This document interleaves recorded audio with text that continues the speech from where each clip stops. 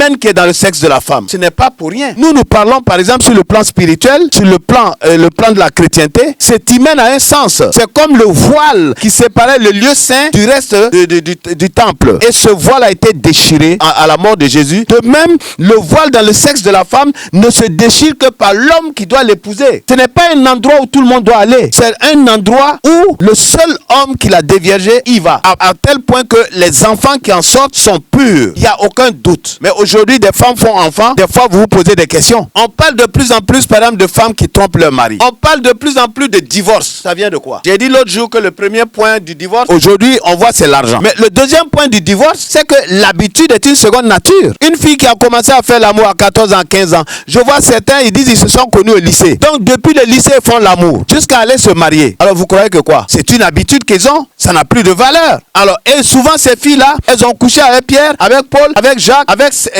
Ibrahim. Alors, quelqu'un qui est habitué à ça, même s'il est marié, c'est une seconde nature. C'est quelqu'un qui sera prédisposé à tromper. Un garçon qui a couché avec des multitudes de femmes, c'est quelqu'un qui sera prédisposé à tromper. Mais quelqu'un qui s'est marié, qui a pu se garder chaste jusqu'au mariage, malgré toutes les tentations, cet homme-là ne trompe pas sa femme. En tout cas, ce serait difficile qu'il le fasse. Une fille aussi qui a pu se garder vierge jusqu'à l'âge de 25, 26 ou 29 ans pour se marier, cette fille-là n'est pas légère pour tromper son mari. Mais aujourd'hui, c'est une légèreté, mais qui vient de ce manque de vertu, qui vient de ce manque de morale. Un garçon qui se garde des rapports sexuels parce qu'il n'est pas marié. Une fille qui se garde des rapports sexuels parce qu'elle n'est pas mariée. Regardez leur vie. Regardez ce qu'ils font. Ils réussissent dans tout ce qu'ils entreprennent. C'est des personnes qui ont la décision. C'est des personnes qui réussissent. Mais une fille qui n'a pas la volonté de garder son corps, qui couche à gauche et à droite, c'est parce qu'elle est mariée qu'elle devient quelqu'un qui a la volonté.